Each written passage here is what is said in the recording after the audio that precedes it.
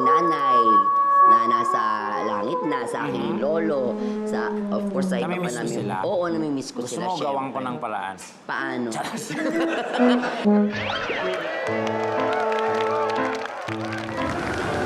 Isang hapon po sa inyong lahat, mga kapuso. Kita niyo naman po ang aming itsura ngayong hapon na ito dahil malapit ng undas, nakapangsona si Tekla. Parang kasi akong patas sa kapatid. Sinabi ang outfit natin pang undas, Oo. Tekla. So ayan, medyo ano lang tayo ngayon, wala tayong energy, kaya welcome na natin. Solim lang to. Yes. Hello sa ating mga studio audience. Magpalakpakan po tayo. Bawal po. Mali kayo. Dapat sa... Bawal mag-ingay. Yan. Baka magising ang mga kaluluwa, mga kapuso. Ayan. Respeto natin sila. Ako din. Kinikilabutan ako. Tingin ka sa likod. Ay! Sorry. Ayan ka na naman. Kawawa ka.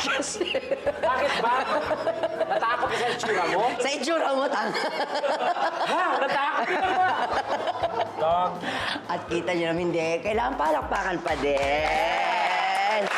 Kasi kita nyo naman, ha? Talagang pinaghanda yung set natin ngayon. Alam mo, pinagkagastusan. May budget. Nadagdagan ng 2 hams. Oh. At meron tayong pa-fog machine. Oh. Balita ko talagang electronic yung ating pag machine. Correct. Kaso parang may narinig akong umuubo habang... Ano, fog machine ba talaga yan? Tingin. Ay, doon, oh. Check mo nga, Tekla. Ano ba yun? Hoy! Nagsusulo ka dyan! Bakit? Session ka na naman dyan! Tigil mo na yan! Bakit may tao? Oh, may tao. Patingin nga. Kuya, labas ka dito. Sabi namin, machine, halika ka rito. Anong ginagawa mo, ha? Ikaw, Oh, pasikip, dito ka sa pasikip. gitna. Pasinip! Halika rito, kuya! Kita nyo, ha? Talaga naman, oh. Ito yung human pag machine. Oo, at kanina pa siyang alas 6 ng umaga na nagpa-fog machine. Kaya kita nyo, bungal na siya, mga kapos. Ubus na. Oo, kasi nga naman, ano na siya sa atin, naki-timing din kasi Tama. undas ngayon, di ba, Tekla? Tama ka dyan, Duba. Ayan. At speaking of undas, mga kapuso, ha, today, eto, napaka-importante po ng ating pag-uusapan. Dahil ang ating pag-uusapan ay ang mga do's and don'ts. Of course, o yung mga bagay po na dapat at hindi natin dapat ginagawa sa simenteryo tuwing undas. Tama ka dyan, Bubay. At sa mga pasaway, makinig kayo dyan. Kasi sisimulan na natin ang countdown dito sa Patay tayo dyan. tip number 10. Agad-agad. Huwag i-announce sa Facebook, Twitter, kung aalis kayo ng bahay at baka mabiktima kayo ng magnanakaw. Yes, tama naman yung tip na yan ni Tekla, mga kapuso, ha? Dahil tuwing undas, alam naman natin na usong-uso ang mga kawatan, lalong-lalo na dito sa loob ng Metro Manila, di ba? Yes. Kaya wag na wag. Lalo na ngayon, napakadali na lang na tayong mahanap, di ba? So, wag kayo- konting post mo lang kung nasaan yung location mo, pupuntahan ka na nila agad-agad, di ba? At alam nilang wala ka doon. Yan lang inaabangan ng mga balasubas na yan. Kaya Yes. mag-ingat po tayo mga kapuso. Mali yung pagbalik nyo ng inyong mga bahay-bahay, wala na yung mga muebles nyo, di ba? Sinong nawalan? Eh, di kayo. Tama. Tip number 9. Huwag magkakalat dahil, eto po bakit hindi nyo dapat magkalat? Hindi na nga po kayo kagandahan, dugyot ka pa, ha? Kaya huwag magkakalat dahil dugyot ka na nga. Paulit-ulit. Tignan mo kayo. May langaw. Ayan na ha, huwag kayo magkakalat. Kasi usually, di ba, yung mga yan, parang ano rin yan pag sa New Year, di ba? Usually, pag may mga pupunta, di ba, sa Luneta, di ba, iniiwan nila yung mga basura na kung saan-saan. Ang maiging dapat yung dalhin, magdala kayo ng inyong mga sariling, oo, Correct. Kung lalagyan ano ng man yung basura nyo. lagay nyo na lang sa bag nyo or sa bulsa nyo, basta Yes. don't littering. Correct. No littering. Littering. Yan. Ayan. Okay. Tama ba, littering? Oo, littering. Okay. Ito na ang tip number 8. Iwasang mag-ingay. Wala kayo sa palengke. Tama. Ayan. Para sa lahat din naman Kasi yan. isang ano to eh, kumbaga isang respeto ito sa mga Correct. mayapa. Of course, Oo. bigyan naman natin sila ng katahimikan. Correct. Kumbaga, Ayan, nanahimik na nga sila, Correct. mag-iingay pa kayo. Diba? So, bigyan natin sila ng katahimikan. Tama. Ayan. Tip number 7. Huwag kumuha ng kandila o bulaklak mula sa ibang nicho. Ayan. Respeto ulit ang ating pinag-uusapan dyan para sa mga nahimlay. Kasi alam naman natin, di ba?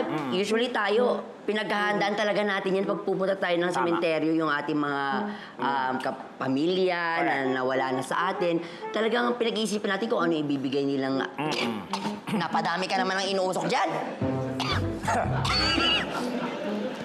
palagay mo sa Like ako, pag pupunta ako ng ano, ako kasi tuwing November 1, November 2, umuwi ako sa amin para dumalo sa aking, Correct. ito, may kwento ko lang sa'yo, friend sa aking nanay, na nasa langit na, sa aking lolo, sa, of course, sa iba pa Namimiss mo namin. sila? Oo, namimiss ko Gusto sila, mo gawang ko syempre. ng paraan. Paano? Hindi naman kailangan na mahalin yung bulaklak Yes. or kandila na iaalay nyo. Kasi maging innovative ka, maparaan. Yes, Maraming correct. pwedeng paraan na iaalay doon. Hindi kaysa galing sa masama or kukuha ka doon sa ibang nicho, di ba? Which is Correct. bad naman yun. At eto naman, Bubay, tip number 6.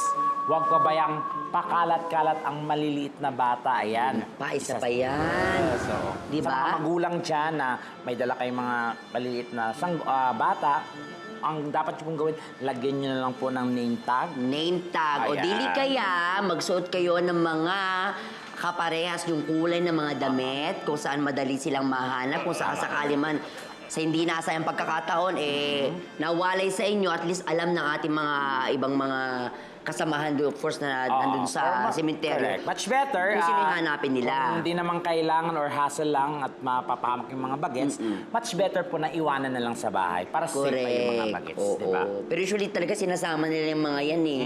Kaya maigi din siguro yung may-ari ng lugar, ng sementeryo, magkaroon sila ng isang area doon na pwedeng sumbungan kung may nawala, para may maghahanap, may mga barangay tanod naman kayo, barangay kagawad, di ba? O di kaya yung may-ari ng ng sementeryo, maggawa sila ng playground ng mga bagets. Correct. Oo, para if ever Totoo. na, oo. Mamaya kalaro na lang si Annabelle. Eh, ganun talaga. Kaysa naman mawala, iinit ang ulo. Makipaglaro na lang kay Annabelle. Gastusan nila.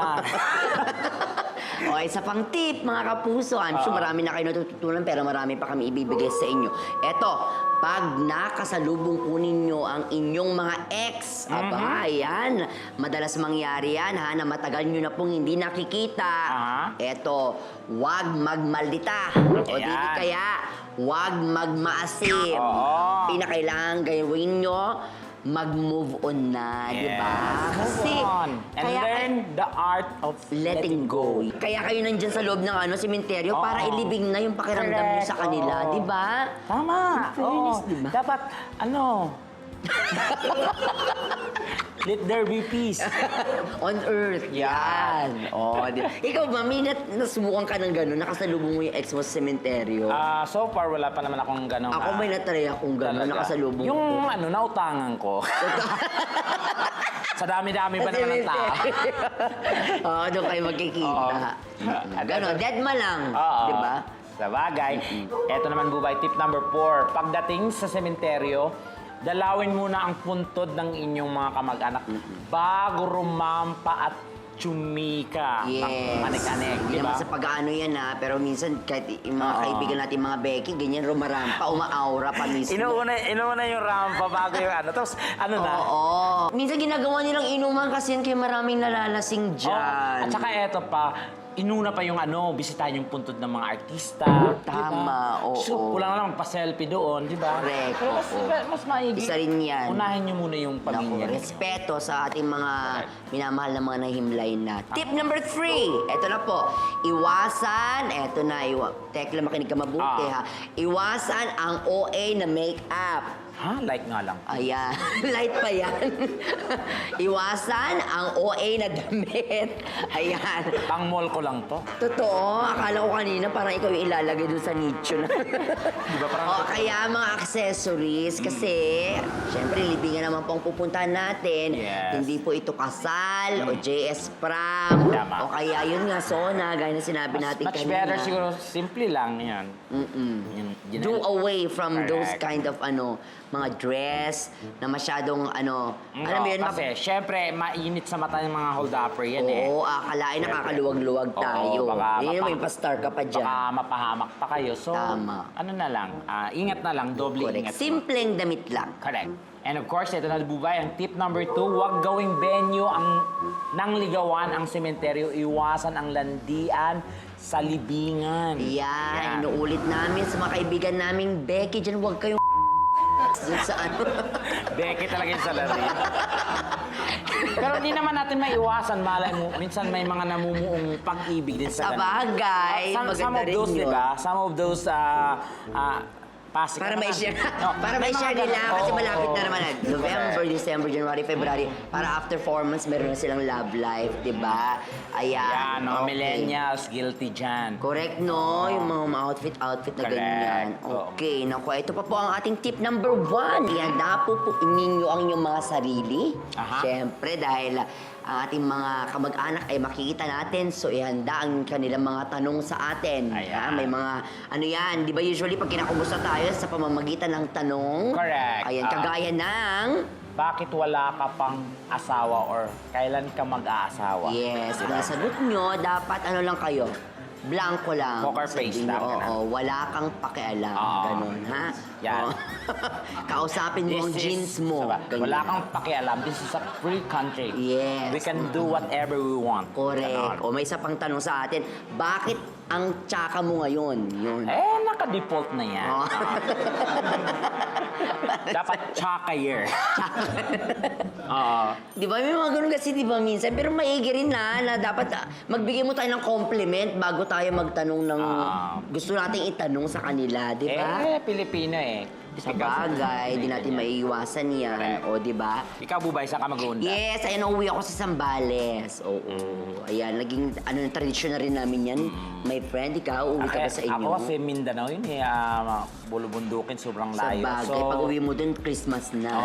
So siguro sa bahay na lang and then kasi ano sa amin yung pagkaundas, yung nagluluto kami and then Anong mga niluluto may niyo? mga nilalagay kami sa altar like Atang ang tawag dun sa Ilocano, atang, sa kasi- amin, yung nilalagay sa altar. Eh din atang. kung naniniwala kayo sa bilip na gano'n. Kasi dumadalo din yung mga mga kalulo Yes, or kamag-anak. nakakainin nila, Yung ganyan. amoy, ina-observe lang nila. Correct. Yung mga paborito nila, yung Correct. usually niluluto natin. O, di ba?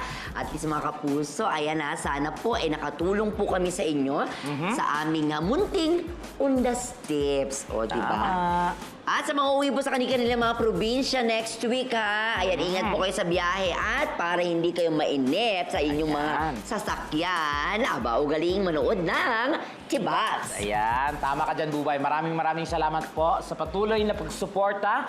Hanggang sa muli, ito ang The Bubay! And Tekla Show! Ayun, Ayan! Kuya, halika na rito. Kalito ako dun sa take. Ayan, kuya, Kuya. batiin mo naman yung pamilya mong nahimlay. Ayan, tapos magpausok ka ulit, kuya. Magpausok ka na. Yan, pausok, Ano paano ba ba yan? ako? Pausok na yan. Pausok. Ayun.